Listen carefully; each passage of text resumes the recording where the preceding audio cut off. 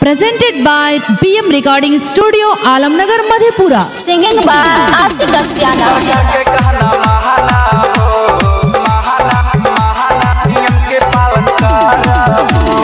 जनता curfew के पालन करफब हो, जनता कर्फ्यू के पालन करफब हो, सरकार के कहना माना हो, अपने घर में रहा हो, नियम के पालन करा हो।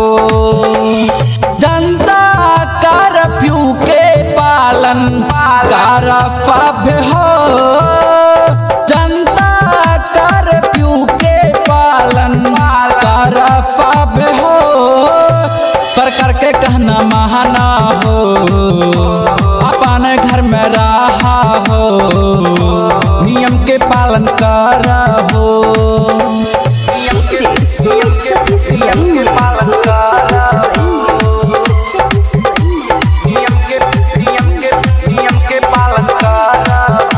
Presented by BM Recording Studio, Alamnagar, Madhepura. Corona virus फैल गेल छै पूरा देश में भोहिया, छुआछूती वाला बीमारी छिकै हो भैया, एकर इलाज अभी तक नहीं मिलल छल हो, एकर इलाज अभी तक नहीं मिलल छल हो, सरकार के कहना माना हो, अपने घर में रहा हो, नियम के पालन करा हो। नियम के पालन करा हो, नियम के पालन करा हो।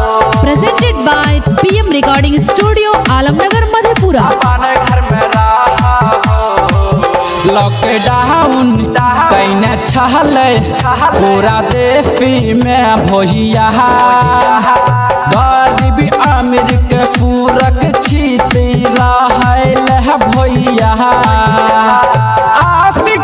आफियाना के बतिया मन हो, जनता कर्फ्यू के पालन करफब हो, सरकार के कहना माना हो, अपने घर में रहा हो, नियम के पालन करा हो।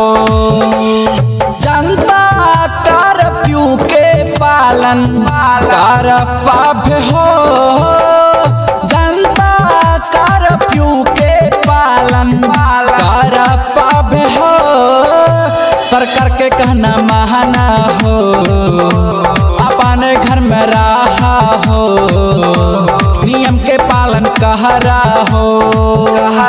Presented by BM Recording Studio, Alamnagar, Madhepura.